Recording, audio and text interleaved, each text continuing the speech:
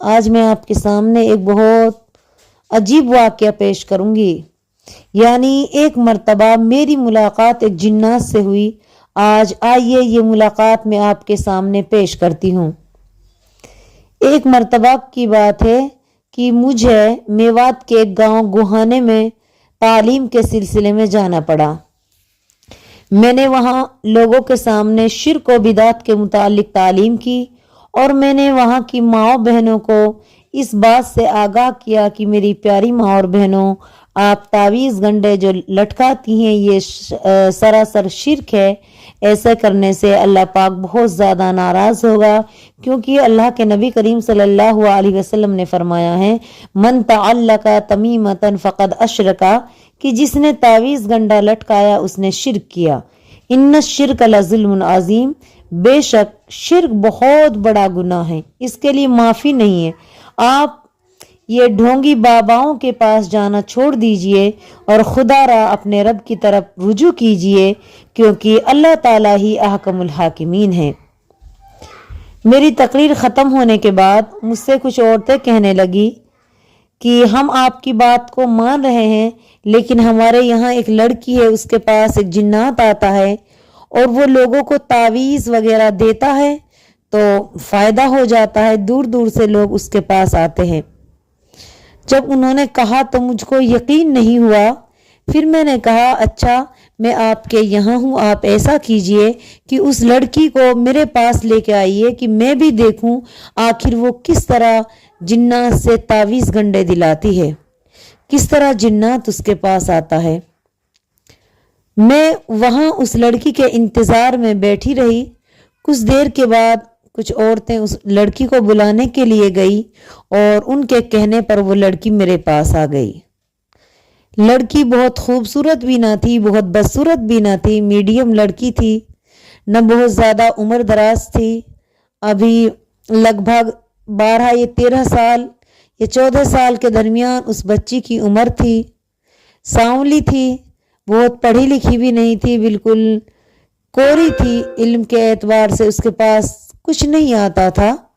تو میں نے اس سے 2-4 سوال کیے تو اس کو کچھ نہیں معلوم، نہ وہ لکھنا جانتی ہے، نہ وہ پڑھنا جانتی ہے، نہ وہ کچھ پڑھی ہے نہ لکھی ہے۔ میں نے کہا کہ بیٹا آپ یہ بتائیے کہ آپ یہ تعویذ وغیرہ کیسے لکھتے ہو، آپ لوگوں کے لیے تعویذ دیتی ہو، ایسا کیسے کرتی ہو؟ تو کہنے لگی میں تو نہیں کرتی، لیکن میرے پاس ایک جنات آتا ہے وہ کرتا ہے۔ میں نے کہا کہ آپ اس جنات کو اپنے پاس کیسے بلاتی ہو؟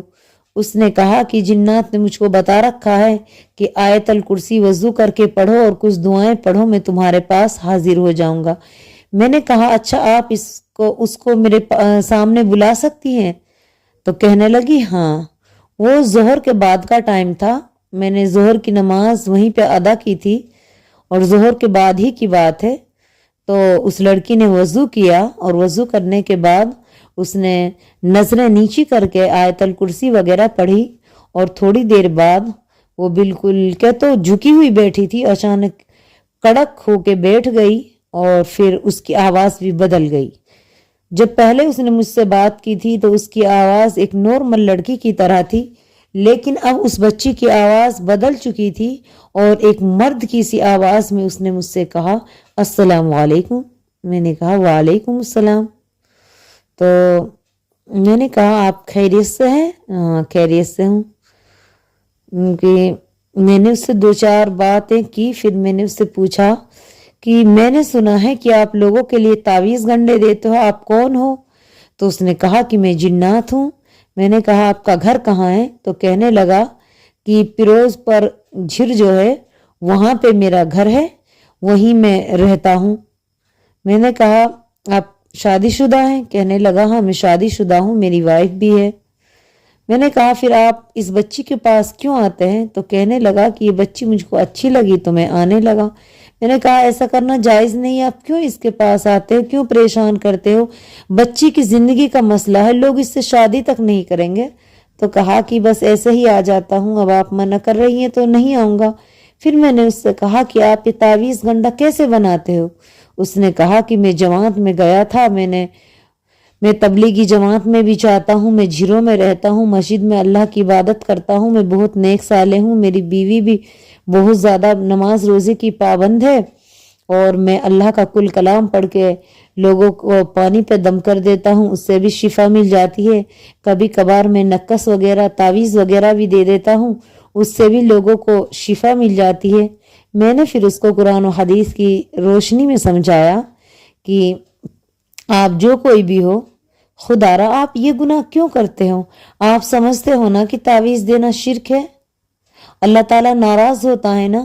آپ جماعتوں میں جاتے ہو، آپ اللہ کو ایک مانتے ہو، لیکن پتہ ہے آپ کی تعویذ پہ لوگوں کو اس قدر وشواس ہے کہ ان کو اللہ کی ذات پہ بھی وشواس نہیں ہے۔ تو تھوڑی دیر وہ خاموش رہا، اس نے بحث کی کہ اچھا ہے میں دیتا ہوں، لیکن پھر جب میں نے اس کو کافی سمجھایا کہ آپ یہ غلط کرتے ہو، یہ جائز نہیں ہے، قرآن میں کہیں اللہ نہیں کہتا کہ تعویذ پہنو، حدیث میں کہیں نہیں ہے تعویذ پہنو، آپ تھوڑا سا یہ سوچ لو کہ اگر تعویذ جائز ہوتا تو کس بنا پہ جائز ہے؟ اگر آپ تعویذ گنڈے کے اندر قرآنی آیتیں لکھتے ہیں اور لوگوں کو دیتے ہیں، تو قرآنی آیتیں پہن کے لوگ جب لیٹرین باتھ روم میں جاتے ہیں تو یہ قرآن کی بے حرمتی ہوئی، اور اگر آپ قرآنی آیات نہیں لکھتے تو پھر آپ ان کا ایمان ڈگمگا رہے ہو۔ میں نے پوچھا آپ ایمانداری کے ساتھ بتائیے آپ کیا لکھتے ہو؟ اس نے کہا کہ میں کچھ نہیں لکھتا، یوں ہی میں بس دم وغیرہ پڑھ کے اس میں لائنیں بنا دیتا ہوں تاکہ لوگوں کو وشواس ہو جائے اور وہ میرا پیچھا چھوڑ دے، کیونکہ لوگ مجھ سے ضد کرتے ہیں، میں مجبوری میں ایسا کرتا ہوں۔ پھر میں نے اس کو پیار سے سمجھایا کہ آپ یہ غلط کرتے ہیں، ایسا کرنا اچھا نہیں ہے، اللہ پاک ناراض ہوگا۔ دیکھو آپ کی نمازیں آپ کو فائدہ نہیں دیں گی، آپ کے روزے بھی آپ کو فائدہ نہیں پہنچائیں گے اگر آپ تعویذ گنڈے کے لپڑے میں پڑو گے، یہ اسلامی روح سے جائز نہیں ہے۔ خدا را آپ ہوش میں آؤ، آپ ایسے کیوں کر رہے ہو؟ تو پھر اس نے کہا کہ میں آج سے توبہ کرتا ہوں کہ انشاءاللہ میں آج کے بعد کسی کو بھی کوئی تعویذ کوئی نقص وغیرہ نہیں دوں گا۔ پھر اس نے سچی توبہ کی، اور پھر میں نے اس کو یہ بھی سمجھایا کہ آپ غلط کرتے ہو، جو اس بچی کے پاس آئے ہوئے ہو آپ اس سے دور ہو جاؤ، آئندہ نہ آنا۔ تو کہنے لگا انشاءاللہ میں کبھی اس پہ نہیں آؤں گا، میں نے اس سے کہہ رکھا ہے کہ جب تم مجھ کو بلاؤ گی میں اسی وقت آؤں گا، یہ مجھ کو بلاتی ہے تو میں آ جاتا ہوں، اب اگر یہ مجھے نہیں بلائے گی تو انشاءاللہ میں اس کے پاس نہیں آؤں گا۔ تو میرا ماننا یہ ہے کہ انسانوں کی طرح جنات بھی ہیں، اور جنات بھی ہماری طرح اللہ کی عبادت کرتے ہیں، وہ بھی ہماری طرح اللہ پاک سے خوف کھاتے ہیں۔ تو ان لوگوں جنات سے ڈرنے کی بات نہیں ہے، آپ ان کے ساتھ بھائی چارے سے پیار محبت کے ساتھ رہ سکتے ہو، وہ آپ کا کچھ نہیں بگاڑیں گے، لیکن اگر آپ ان کو نقصان پہنچاؤ گے، ان کو پریشان کرو گے، خامے خواہ ان کو چھیڑو گے، ان کو گالی گلوچ دو گے، تو ظاہر بات ہے وہ بھی آپ کے ساتھ غلط کریں گے۔ آپ پیار سے ان کو مینج کرو، قرآن و حدیث کی روشنی میں ان کو مینج کرو، انشاءاللہ وہ ضرور آپ کی بات مان لیں گے۔ تو اس طرح کے بہت سارے واقعات میں اپنے میوات کے اندر دیکھتی ہوں، اور میں نے مدرسے میں جب تعلیم حاصل کی اس دوران بھی میں نے دیکھا بہت ساری لڑکیوں کے پاس جنات شیطان کا اثر ہو جایا کرتا تھا۔ تو یہ تھوڑی ہماری غفلت کی وجہ سے ہوتا ہے، یا تو ہم گندے رہتے ہیں، یا پھر ہم نماز روزے کی پابندی نہیں کرتے، یا آیت الکرسی نہیں پڑھتے۔ تو آپ جنات سے بچنے کے لیے آیت الکرسی پڑھو، سورہ بقرہ کی آخر کی 2 آیتیں پڑھو، اور تینوں کل پڑھو۔ اس کے علاوہ اگر ہو سکے تو مہینے میں 1-2 مرتبہ اپنے گھر میں سورۃ البقرہ مکمل پڑھ لیا کرو، اس سے بھی آپ شیطان اور جنات سے حفاظت میں رہو گے۔ اللہ کے نبی کریم صلی اللہ علیہ وسلم نے یہ بھی فرمایا کہ بندہ یہ تسبیح پڑھے، لا الہ الا اللہ وحدہ لا شریک لہ، لہ الملک ولہ الحمد وہو علی کل شیء قدیر۔ اس تسبیح کو بندہ 100 مرتبہ صبح شام پڑھے تو انشاءاللہ اللہ تعالیٰ اس کو بہت سارا اجر و ثواب دے گا، ساتھ میں 10 غلام آزاد کرنے کے برابر اس کو ثواب دے گا۔ اس کے نامۂ اعمال میں 100 نیکیاں لکھی جائیں گی، اس کے 100 گناہ مٹا دیے جائیں گے۔ اور اگر اس نے اس کو صبح میں پڑھا ہے تو شام تک اللہ رب العالمین ہر طرح کی جنات، بھوت، بلا، پریت، ہر چیز سے اللہ رب العالمین بندے کی حفاظت فرمائے گا۔ اگر شام میں پڑھا ہے تو صبح تک اس کی حفاظت فرمائے گا۔ تو تو ایسے مریض جن کو جادو ٹونے کا اپنے اوپر شک محسوس ہوتا ہے تو وہ یہ تسبیح کثرت کے ساتھ پڑھے، لا الہ الا اللہ وحدہ لا شریک لہ لہ الملک و لہ الحمد وہو علی کل شیء قدیر۔ انشاءاللہ اس طرح کی پریشانی سے یہ تسبیح ان کے لیے کافی ہوگی۔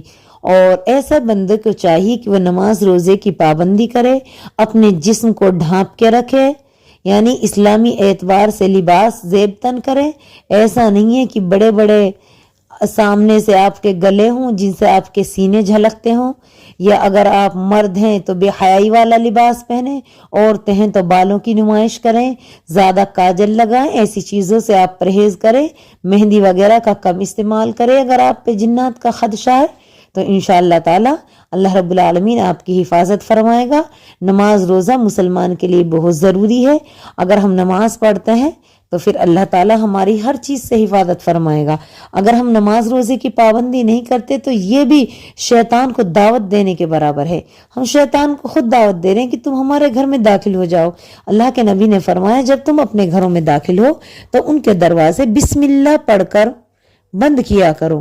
بسم اللہ پڑھنے سے شیطان آؤٹ ہو جاتا ہے۔ جب آپ بستر میں لیٹے تو آیت الکرسی پڑھیں اور تینوں کل پڑھ کے سویا کریں، انشاءاللہ تعالی اللہ تعالی آپ کا محافظ فرشتہ متعین کر دے گا۔ تو جادو جنات یہ حقیقت ہے، اس سے انکار نہیں کیا جا سکتا، لیکن اللہ رب العالمین نے اس کا علاج بتایا ہے۔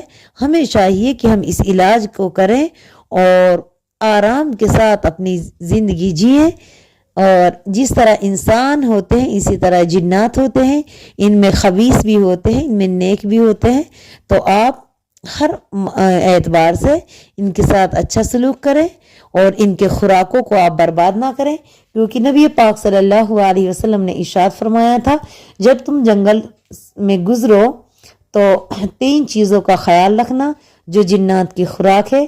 نمبر 1، اگر تم پیشاب یا پاخانہ کرو تو ڈیلوں کی جگہ یعنی پاکی حاصل کرنے کے لیے ہڈی اور کوئلہ اور گوبر، ان 3 چیز کا استعمال نہ کرنا، کیونکہ یہ تینوں چیزیں شیطان ان جنات کی خوراک ہے۔ جنات ہڈیاں، کوئلہ اور گوبر کھاتے ہیں، تو ہمیں چاہیے کہ ہم ان کی خوراک کو نقصان نہ پہنچائیں، ان کو گندا نہ کریں، ان کو گلیز نہ کریں، اور جب بھی ہم اپنے گھروں سے نکلیں گھر کی دعا یعنی گھر سے نکلنے کی دعا پڑھ کے نکلے، انشاءاللہ تعالی اللہ رب العالمین خود ہماری حفاظت فرمائے گا۔ تو یہ تھا میرا آج کا واقعہ۔ اللہ سے دعا ہے کہ اللہ تعالی ہم تمام کی جنات، بھوت پریت، جادو ٹونا ہر چیز سے حفاظت فرما۔ مولا کریم ہم جب تک دنیا میں جئیں قرآن و حدیث کے مطابق ہمیں زندگی گزارنے والا بنا، اور جب اس دنیا سے اٹھا تو لا الہ الا اللہ کے ساتھ اس دنیا سے ہمارا خاتمہ کرنا، اور اللہ رب العالمین ہم تمام کو جنت الفردوس میں جگہ عطا فرمانا۔ آمین ثم آمین، وآخر دعوانا الحمدللہ رب العالمین۔ السلام علیکم ورحمۃ اللہ وبرکاتہ۔